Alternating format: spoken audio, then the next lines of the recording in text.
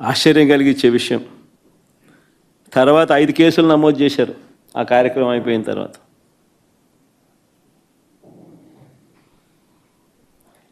Cinema డైలాగుల్ని పోస్టర్లుగా పెట్టినందుకు 2 రిమాండ్కు పంపారు. సినిమా డైలాగులను పోస్టర్లుగా పెట్టినందుకు. అడుగుతా ఉన్నా, నీకు అంత కష్టంగా ఉంటే సెన్సార్ బోర్డులో దానికి ఎందుకు పర్మిషన్ ఇవ్వాలా? డైలాగులు తీసేయండి.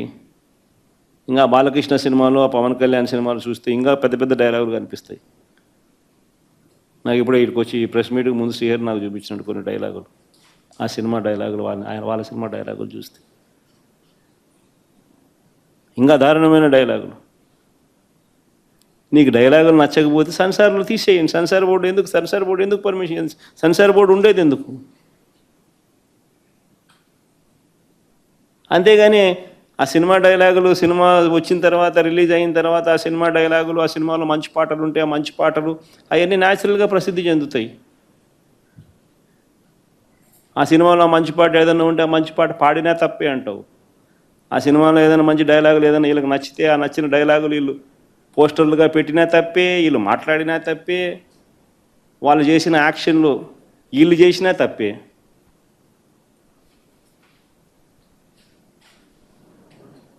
వాళ్ళు ఇలా అన్నా తప్పే, వాళ్ళు ఇలా అన్నా తప్పే. ఎందుకు మరి సినిమాలు ఎందుకు తీస్తున్నారు స్వామి మీరు? ఆపేసేయండి, మూసేయండి. ప్రజాస్వామ్యంలో ఉన్నామా లేదా అన్నది నిజంగా ఆలోచన చేసుకోవాలి మనం అంతా. ఇలాగొచ్చే నష్టపోయింది. అదే సినిమా డైలాగ్ రాసుకున్నాడు, పాట పాడితే పాడినాడు, డైలాగులు కొడితే కొట్టినాడు. ఇలాగొచ్చే నష్టమైంది అంటాను నేను. గుమ్మడికాయలు దొంగంటే భుజాలు తడుముకున్నట్టుగా ప్రతిదీ కూడా వాళ్ళు ఏమన్నా కానీ నిన్నే అన్నట్టుగా నువ్వెందుకు బాధపడతా ఉండవు?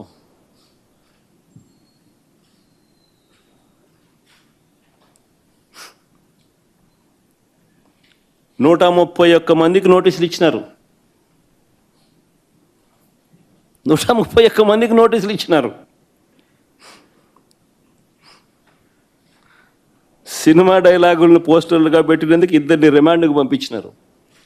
131 మందికి నోటీసులు ఇచ్చినారు. చంద్రబాబు గారి పేరు ఎవరు చెప్తే వారిలో ఒక్కొక్కరిని పిలిపించుకోవడం, రోజంతా కూర్చోబెట్టుకోవడం, వేధించడం. ఛార్జ్షీట్లు గమనిస్తే అండ్ అదర్స్ అని చెప్పి ఖాళీగా వదిలిపెడతారు. అంటే వాళ్ళకి నచ్చినోని ఇన్స్టాల్మెంట్ బేసిస్ కింద ఎప్పుడు కావాలంటే అప్పుడు ఇరికిచ్చేదానికోసం. స్థానిక ఎలక్షన్లు కానీ ఇంకొక ఎలక్షన్లు కానీ వచ్చినప్పుడు వీళ్ళ అదర్స్లు అందరినీ కూడా జాయిన్ చేయించేసేస్తారు. చేయించి వీళ్ళందరినీ ఎలక్షన్ల ముందు ఎత్తడం. ఎందుకు ఇంత కుట్రలు చేస్తూ ఉండరు? ప్రజాస్వామ్యంలో మంచి చేసి ప్రజల మనసులను గెలుచుకొని పాలన చేయాలి. అది సత్తా. అలా చేసి నువ్వు ఇలా అను, అది సత్తా. అంతే తప్ప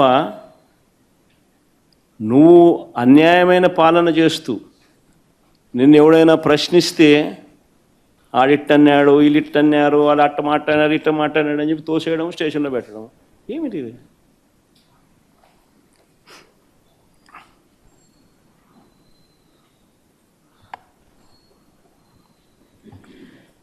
చివరకు పోలీసులు దారుణాలు నిజంగా ఏ స్థాయిలోకి వెళ్ళిపోయినారంటే, చివరికి పోలీసులు దారుణాలకు తన కొడుకును కోల్పోయిన వ్యక్తి. పోలీస్ అట్రాసిటీస్ వల్ల తన కొడుకు చనిపోతే ఆ చనిపోయిన ఆయన మా లీడరు, ఉప సర్పంచ్, వాళ్ళ ఇంటికి నేను పోయినా ఆ పెద్ద ఆయన్ను పరామర్శించేందుకు. ఎంతటి దారుణం అంటే, పోలీస్ అట్రాసిటీస్ వల్ల చనిపోయిన వ్యక్తిని బెట్టింగ్ కేసులో చనిపోయినారని బెట్టింగ్ బ్యాచ్లో పెట్టేసినారు. అంటే ఉప సర్పంచ్ బెట్టింగ్ అంట. ఏమన్నా పద్ధతి దొంగ కేసులు పెట్టడంలో కూడా. నిజంగా చంద్రబాబు నాయుడు ఇంత మానవత్వం మర్చిపోయి, చంద్రబాబు నాయుడు అనే వ్యక్తి తానే మాట్లాడుతూ ఉన్నాడు ఈ మాటలన్నీ కూడా.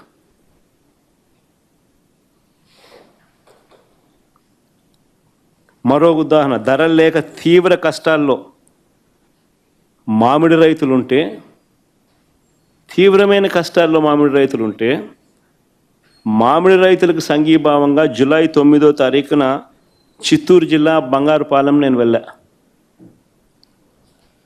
ఇదే మామిడి రైతుల పరిస్థితి గత సంవత్సరం వైఎస్ఆర్సీపీ ప్రభుత్వం ఉన్నప్పుడు, గత సంవత్సరం తోతాపురి మామిడి గత సంవత్సరం 25 నుంచి 29 రూపాయలు కేజీ. ఈ సంవత్సరం చంద్రబాబు నాయుడు ముఖ్యమంత్రి అయిన తర్వాత పరిస్థితి ఏమిటి అంటే 2.5-3 రూపాయలకు పడిపోయిన పరిస్థితులు.